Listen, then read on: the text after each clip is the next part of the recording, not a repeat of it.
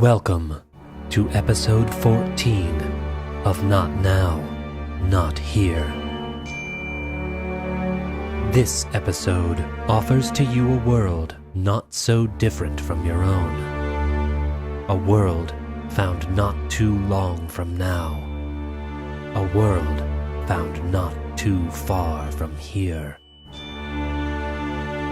Just like us, the citizens of this new world have problems.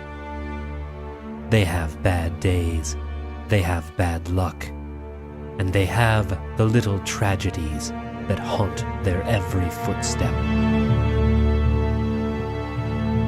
They lock their doors against them and huddle together in the face of them, seeking warmth and light and life wherever they can.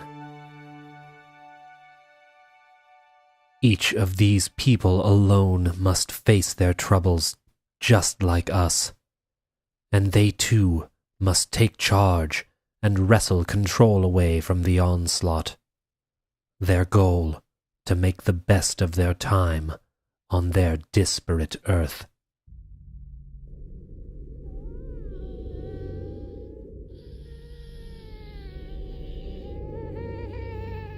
However, their obstacles, unlike ours, have been given a face.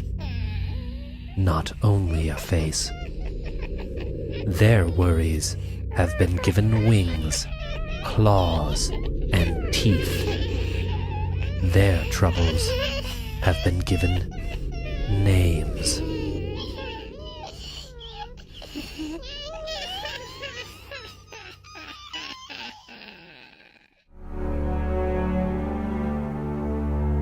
So turn down the lights, close your windows and doors, and sit back.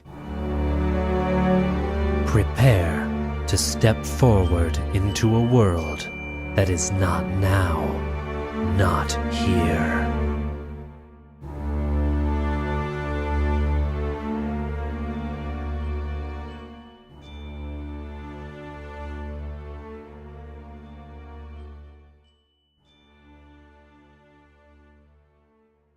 Everyone has a demon. And the one that followed Ali Kushner around was named Belilah. Belilah did terrible things. Ali was in the habit of pretending that the small winged demon wasn't there. Oftentimes, the demon was hard to ignore. At breakfast, Belilah scooped up a handful of Ali's oatmeal and then swung from the chandelier in the hallway, smearing a mess on its leathery cheeks and chuckling like a jackal. "Aren't you going to finish eating?" Ali's mother asked. "No," Ali replied sullenly. She pushed the oatmeal away, gathered her things, and left for school.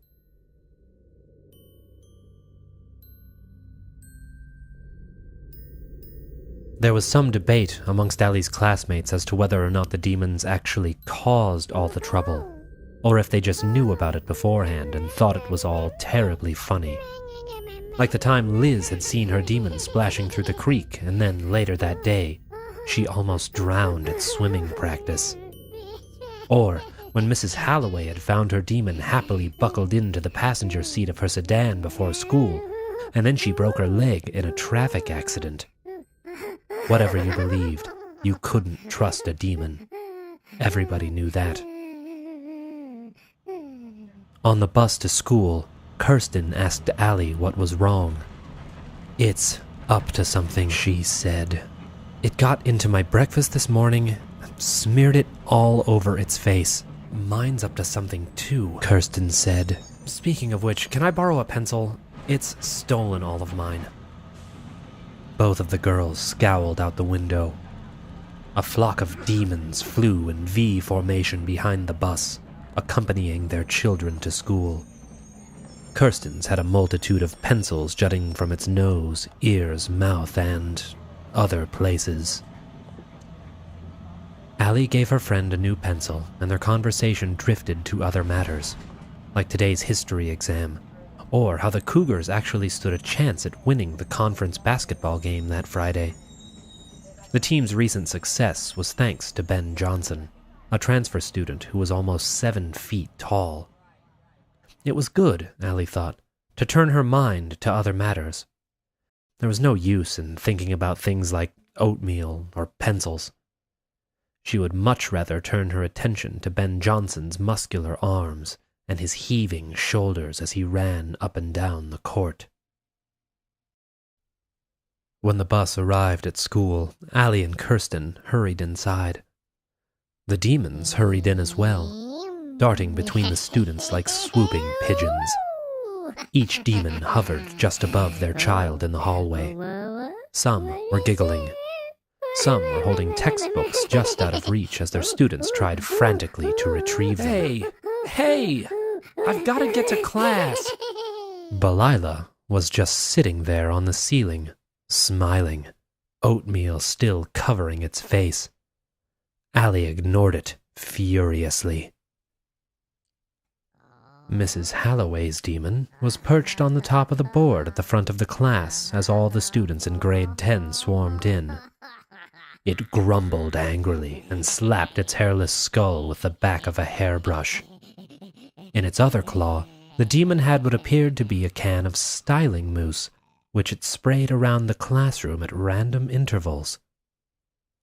Mrs. Halloway, adjusting her new haircut, quickly quieted the students with a stern look. Let's continue where we left off yesterday in our discussion of Norman Blake and his famous naming hypothesis. Before we start today's reading, it would be good to review our previous lecture. Can anyone tell me the nature of the naming hypothesis? Kirsten thrust a borrowed pencil into the air. Demons are cowards, she said. Correct, Kirsten. Blake's naming hypothesis states all demons are cowards, and that if we are able to communicate the name of our demon to another person, the demon will cease to plague us. Does anyone remember why the naming hypothesis remains untested? Kirsten's hand shot up again. Illness, she said. That's right, Kirsten, said Mrs. Halloway, a little less enthusiastically than usual. Any attempt to communicate the name of your demon is met with illness of severity equal to the format of your communication. I'm sure all of us have felt it before, but to serve as an example on this pleasant morning, would all of you please take out a pencil and try to write the first letter of the name of your demon? You can write anywhere you'd like. Allie didn't want to, but not wanting to anger Mrs. Halloway, she quickly tried to scribble a B in the margin of her notebook. A sharp pain shot through her temple before she made a single mark on the paper. Judging by the groans and the sounds of fallen pencils, Allie guessed the same thing had happened to everybody else. Any success? Mrs. Halloway asked. No. This goes to show the complexity of the situation. There are only 26 letters in the alphabet. I'm sure all of you have written or spoken each letter thousands of times. So why the difficulty? Blake has suggested that it has to do with intention. The first hour of every day was spent in such a way. And while it was practical, demon lore was one of Allie's least favorite classes. She dozed through demonology lectures and daydreamed her way through hypothesis after hypothesis. If it were up to her, she would spend her time trying to ignore her demon rather than study it. And does anyone know what happened when Blake tried to test his Sherlock principle, in which he attempted to communicate the name of his demon by eliminating all the names which weren't his demon's name? You should. The video of it has proven incredibly popular online. He went into a coma, Kirsten said. Kirsten was one of the best students in their grade. Allie didn't know how she was able to raise her hand in front of everyone like that, to ask so many questions, to risk being wrong so many times every day. But she did it, and she even seemed to like it. She was actually smiling as they made their way to their history exam second period. They passed Ben Johnson, the junior basketball star, as they all entered the classroom. Allie said hello to him, but so quietly she was convinced no sound actually came out, and he didn't seem to notice. Everyone knew he was shy, but today he looked like he was going to be sick. His demon was sitting by the window, spinning a basketball on one finger and whistling the Harlem Globetrotters theme. "Have a seat, everyone," Mr. Roget said. His demon was waving a framed picture of an older woman, presumably Mr. Roget's mother, and coughing desperately. "Please put your books away. It's time to begin the exam. As I hope you'll recall, today's exam covers chapters 8 through 13 in your textbooks." 13? Kirsten whispered frantically. I thought he said 11. I didn't study 12 or 13. Allie looked at her friend. I told you 13 on the bus. Allie could only watch as Kirsten's face reddened and the pencil she held snapped in her tight grip.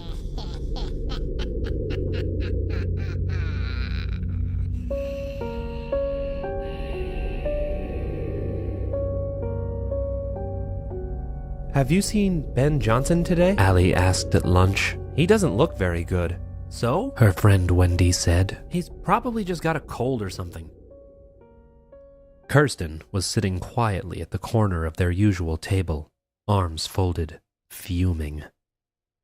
Allie was sure she would pass the test, but Kirsten would sulk if she got anything less than an A. She said she was fine, but Allie knew better. Kirsten's demon was on her shoulder, spinning a pencil on its finger and whistling the Harlem Globetrotters theme. With her best friend in a grade coma, Allie would have to talk about Ben with her other friends. "Ben's probably just nervous about the game, Allie," Liz said. "Basketball players get that way, don't they? It's a lot of pressure." But Allie wasn't so sure. Ben had never seemed this nervous about any other game, and Ben's demon was being particularly brazen today. It flew around the corner of the cafeteria where Ben was sitting, a basketball still in its clutches.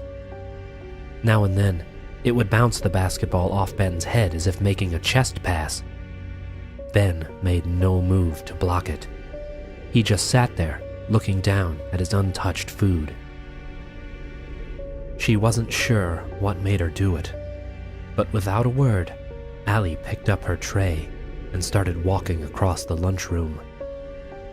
There was just something about the look on that demon's face. Its frantic grin, the way it so openly and closely taunted Ben. It wasn't normal. Allie was going to talk to him, to ask him what was wrong, even if the thought made her feel sick to her stomach. But she stumbled. Someone had left their backpack in the aisle, and her foot got caught on the strap. As she tried to get her balance, her food tray struck the edge of the table, which catapulted a wad of applesauce into her face. The laughter was immediate and raucous, and Allie's face turned bright red as she tried to wipe the stinging applesauce out of her eyes. Kirsten, breaking out of her funk, quickly led Allie to the bathroom to get her cleaned up. It seemed like the whole cafeteria was laughing, but Allie could hear Belila laughing the loudest.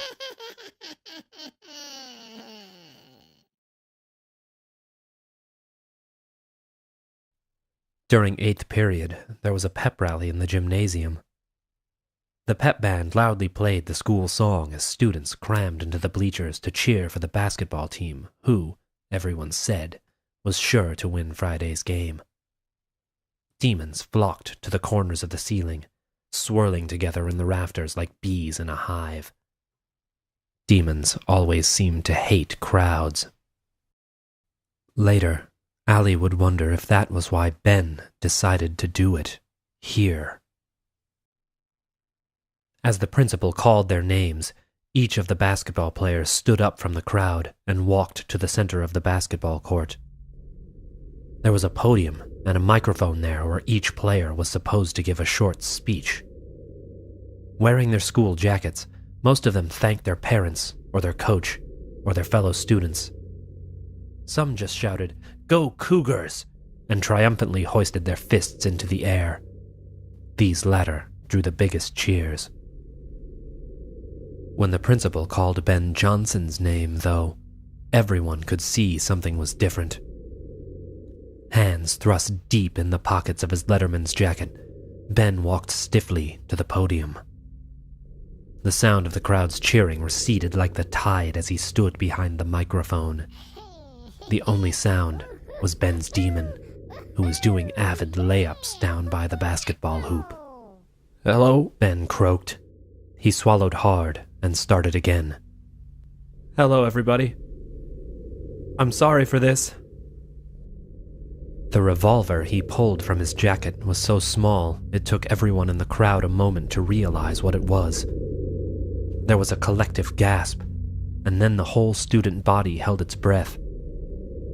Tears in his eyes, Ben was holding the gun against his own head. Ben? The principal said. Stay back! Ben yelled. Don't come near me.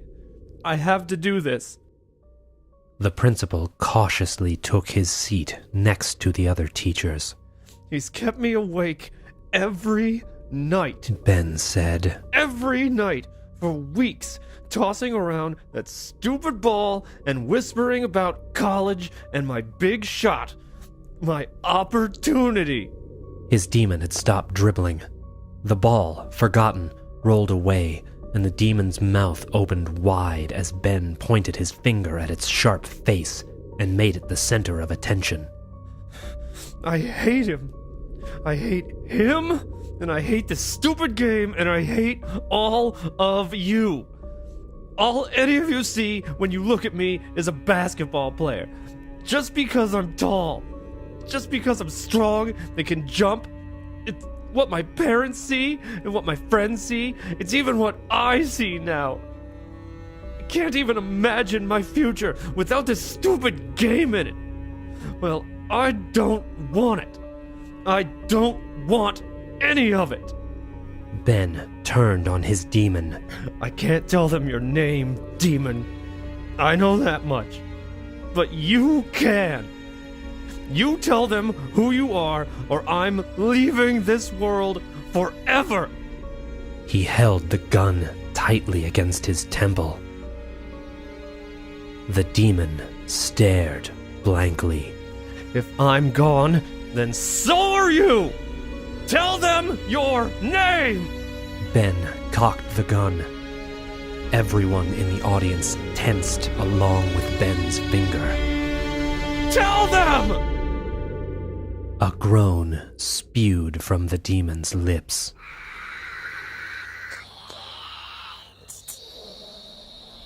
The demon said. A strained hush rippled through the auditorium. It was the first time anyone had heard a name spoken by another's demon.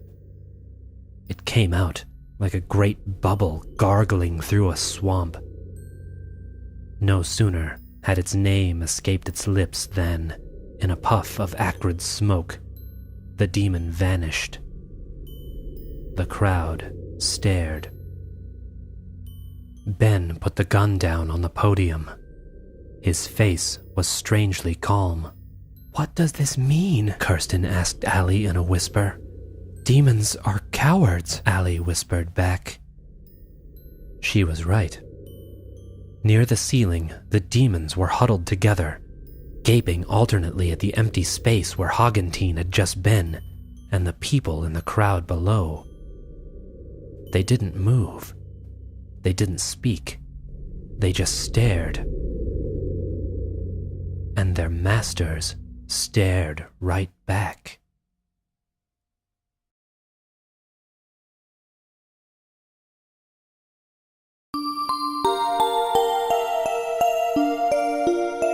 That brings us to the end of this week's episode.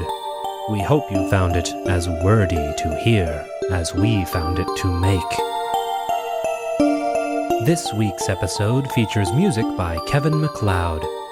The song On the Shore is used under the Creative Commons license. To view more information about the license, you can visit notnownothere.com, or you can visit Kevin MacLeod's site at www.incompetech.com. Another thank you is in order for Robert Hansford, one of my fellow creative types here in South Korea. Most of the scoring you heard in this episode comes straight from his imaginings. I think I speak for all of us when I say we look forward to hearing more of you. Other music in this episode is from jewelbeat.com. And in website-related news, we've undergone a massive facelift over at www.notnownothere.com. Now it's even easier to find, listen to, and read your favorite stories. So stop on by and check your sanity at the door.